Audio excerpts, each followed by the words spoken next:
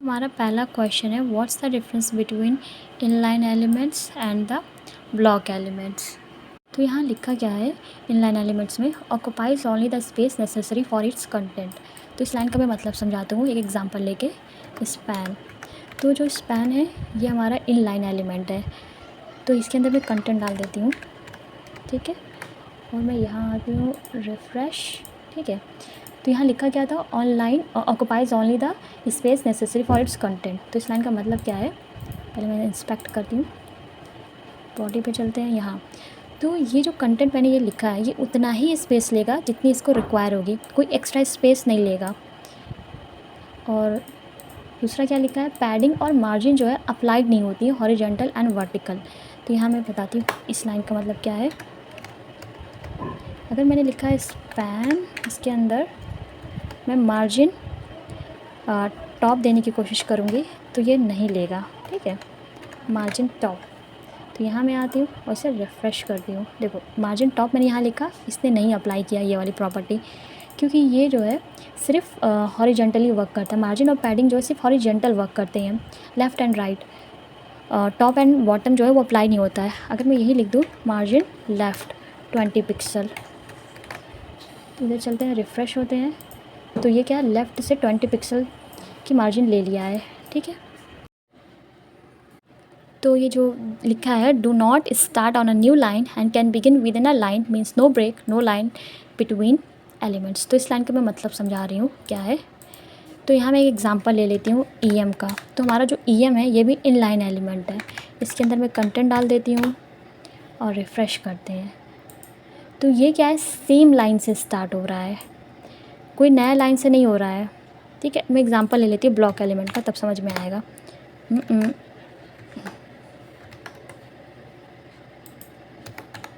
ये मेरा block element होता है पैराग्राफ, रिफ़्रेश करूँ, और जो ब्लॉक एलिमेंट होता है ये न्यू लाइन से स्टार्ट होता है, लेकिन इन लाइन एलिमेंट है देखो सेम ही लाइन में है, एक के बाद एक, कोई नया लाइन से इनका स्टार्ट नहीं है। और अगर मैं यहाँ पे ले लेती हूँ हेडिंग ले लेती हूँ, हेडिंग भी जो हमारी है ब्लॉक एलिमेंट है। रिफ़्रेश करते हैं, देखो ये न्यू लाइन से स्टार्ट हुई है, ठीक है। तो ब्लॉक लेवल एलिमेंट, और जो ब्लॉक लेवल एलिमेंट क्या बोले, start on a new line. जैसे मैंने अभी बताया, मैंने यहाँ पैराग्राफ लिखा, फिर मैंने यहाँ हेडिंग लिखी, तो ये दोनों क्या है न्यू लाइन से स्टार्ट हुआ। पैराग्राफ के बाद हेडिंग जो है वो न्यू लाइन से स्टार्ट हुई है। फिर उसके बाद क्या लिख रहे हैं, elements are stacked vertically by default one after another. ये क्या है, एक के बाद एक एलिमेंट है। और लेकिन इन लाइन एलिमेंट में क्या होता है कि ये एक के बाद एक हॉरिजॉन्टली होते हैं, और ये जो होते हैं ब्लॉक लेवल एलिमेंट ये एक के बाद एक जो होते हैं वर्टिकली होते हैं। ये वर्टिकली होते हैं और ये सिर्फ हॉरिजॉन्टली, इनके ऊपर प्रॉपर्टीज़ भी अप्लाइड होती हैं, और इनके ऊपर तुम जैसे चाहो वैसे प्रॉपर्टीज़ अप्लाई कर सकते हो। सो हमारा नेक्स्ट क्वेश्चन क्या है, what's the difference between margin and padding. तो यहाँ मैंने आंसर लिखा हुआ है कि मार्जिन क्या है, margin is the space outside the border, ठीक है। इसका मैं एग्जांपल लेके बताती हूँ। यहाँ मैं ले लेती हूँ पैराग्राफ, इसके अंदर मैं कंटेंट डाल दूँ कुछ, ठीक है। इसे रिफ़्रेश कर लेते हैं, यहाँ आते हैं रिफ़्रेश, ठीक है। तो ये मेरा जो बॉक्स मॉडल है मैं यहाँ बताती हूँ। मैंने क्या बोला कि मार्जिन क्या होती है, मार्जिन जो होती है is the space outside the border. तो यहाँ बॉक्स मॉडल से आप समझ सकते हैं कि देखो ये क्या है, स्पेस आउटसाइड द बॉर्डर, तो ये हमारा क्या है मार्जिन है, ठीक है। और मैंने पैडिंग क्या बताया है कि पैडिंग क्या होती है, पैडिंग जो होती है वो स्पेस होती है एलिमेंट्स एंड ऑर्डर और बॉर्डर के बीच में, बॉर्डर एंड एलिमेंट्स के बीच का स्पेस। तो जो पैडिंग होती है ना जस्ट तुम्हारे कंटेंट के बाद होता है, ठीक है। तो मैं एग्जाम्पल लेके बता रही हूँ, पैराग्राफ, ठीक है। मार्जिन हम ले लेते हैं 5 पिक्सल, ठीक है। और यहाँ हम रिफ़्रेश करते हैं और देखो यहाँ पे आते हैं, तो ये तुम्हें ऑरेंज टाइप का या येलो टाइप का जो दिख रहा है ये हमारा क्या है, मार्जिन है। और पैडिंग क्या होता है, तो यहाँ एग्जांपल ले लेते हैं, पैडिंग 5 पिक्सल, सेव करते हैं और यहाँ रिफ़्रेश करते हैं। तो मैंने पैडिंग क्या बताया कि जस्ट तुम्हारे कंटेंट के बाद का जो ये चीज़ है, यहाँ देख रही हो किस कलर की लाइन है, लाइट ग्रीन कलर की या सी ग्रीन, तो ये हमारा क्या है पैडिंग है। और ये चीज़ जो है हमारा कंटेंट है, फिर हमारा पैडिंग होता है, उसके बाद हमारा बॉर्डर आता है, फिर हमारा मार्जिन आता है। तो तुम यह बॉक्स मॉडल से समझ सकती हो। So what's the difference between ID and the class. तो यहाँ मैंने डेफिनेशन दे रखी है, मैं इसको एग्जांपल लेके बताती हूँ कि क्या है। तो जो हमारी आईडी होती है वो यूनिक होना चाहिए, पूरे वेब पेज में एक ही बार यूज़ होना चाहिए, ये नहीं कि मैं जो मल्टीपल टाइम इसे यूज़ कर सकती हूँ। तो आईडी जो है यूनिक होना चाहिए। और जो क्लास जो है वो मैं उसे मल्टीपल टाइम यूज़ कर सकती हूँ। तो इसका एग्जांपल लेके बताते हैं। यहाँ मैंने पैराग्राफ बनाया लिया हुआ है, यहाँ चलते हैं, ठीक है। तो आईडी को लिखने का तरीका कैसे है, आईडी इक्वल टू पैरा, मैंने ये नाम दिया है। तो मैंने क्या बोला है कि आईडी जो है वो यूनिक होना चाहिए। यूनिक होना चाहिए मतलब कि मैं आईडी को इस तरीके से नहीं यूज़ कर सकती हूँ बार बार, इस तरीके से मैं आईडी को बार बार यूज़ नहीं कर सकती हूँ। हाँ, अगर ये क्लास होता तो मैं इसे मल्टीपल टाइम कहीं पे भी अप्लाई कर सकती हूँ। इस तरीके से मैं इसे यूज़ कर सकती हूँ क्लास को मल्टीपल टाइम्स।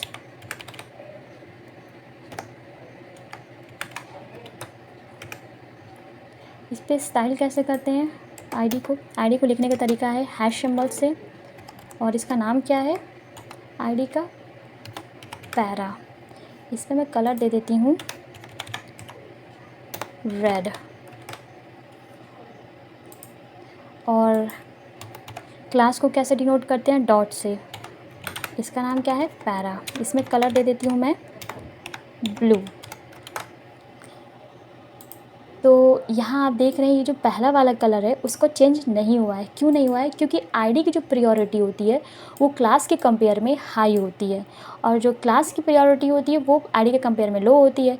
तो यहाँ मैंने क्लास भी लिखा था और यहाँ मैंने आईडी भी लिखा था, तो ये आईडी वाले जो भी प्रॉपर्टीज़ है उसने अप्लाई कर दिया। आईडी जो है वो यूनिक स्टाइल के लिए यूज़ किया जाता है। यहाँ मैंने हेडिंग दी है, मैं चाहती हूँ इसके ऊपर कोई यूनिक स्टाइल हो, वो बार बार रिपीटेड ना हो। तो यहाँ मैंने हेडिंग ली है, तो मैं यहाँ इसको नाम दे देती हूँ आईडी का हेडिंग। और जो हमारा क्लास जो होता है, मान लो कोई ऐसी प्रॉपर्टीज़ जो मल्टीपल टाइम रिपीट हो रही है, तो उस प्रॉपर्टीज़ के लिए मैं क्लास का यूज़ कर लूँगी। कोई ऐसी चीज़ है, कोई ऐसी प्रॉपर्टीज़ है या कोई ऐसी स्टाइल है जो एक ही बार है, तो उसके लिए मैं आईडी यूज़ कर लूँगी। सो हमारा नेक्स्ट क्वेश्चन क्या है, what are the void elements. Void elements होते क्या हैं। तो यहाँ मैंने एक एग्जांपल ले रखा है। तो ये जो हमारा है, देखो ये पैराग्राफ क्या है, ओपनिंग टैग भी होता है और क्लोजिंग टैग भी होता है, और हेडिंग में भी हमारा ओपनिंग टैग है और क्लोजिंग टैग है। लेकिन जो हमारा वॉइड एलिमेंट्स होते हैं, यहाँ पे क्लोजिंग टैग नहीं होता है, जैसे इनके पास है, यहाँ पे क्लोजिंग टैग नहीं होता है। तो ये हमारा क्या है, ब्रेक हो गया, हॉरिजॉन्टल लाइन हो गई, ये सब हमारे क्या है, वॉइड एलिमेंट्स है, क्योंकि इनके पास क्लोजिंग टैग तो है ही नहीं। सो क्वेश्चन क्या है, what is z index. Z index क्या होता है। तो जैसे हमें पता है जो एक्स एक्सिस होती है वो लेफ़्ट टू राइट होती है, लेफ़्ट टू राइट होती है, और जो वाई एक्सिस होती है वो टॉप टू बॉटम होती है। लेकिन जो जी इंडेक्स होता है वो बैकवर्ड एंड फॉरवर्ड के लिए यूज़ करते हैं।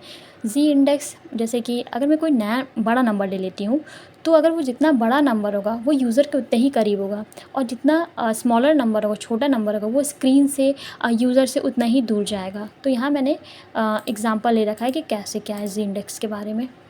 तो यहाँ मैंने क्या लिया है, एक मैंने बॉक्स बना रखा है, यहाँ मैंने इसकी हाइट, विड्थ और बॉर्डर दे रखा है, और यहाँ इसके अंदर मैंने 4 बॉक्सेस डिफ़ाइन कर रखे हैं। तो इसके ऊपर की स्टाइल शीट्स, स्टाइल क्या वो देख लेते हैं। तो पोजीशन मैंने रिलेटिव दे रखा है, क्योंकि ये मेरा पेरेंट कंटेनर है, और जो हमारा उसके अंदर का ये चाइल्ड जो एलिमेंट्स होते हैं उसके लिए हम पोजीशन एब्सोल्यूट यूज़ करते हैं। तो यहाँ मैंने विड्थ और हाइट और बैकग्राउंड कलर दे रखा है।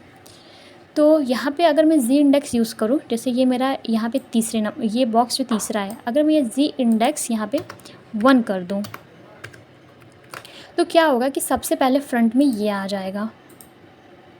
और अगर मैं जी इंडेक्स 2 यूज़ करूँ येलो बॉक्स के ऊपर, तो क्या होगा, जिन बॉक्सेस की वैल्यू सबसे ज़्यादा होगी वो बॉक्सेस सबसे फ्रंट में होंगे।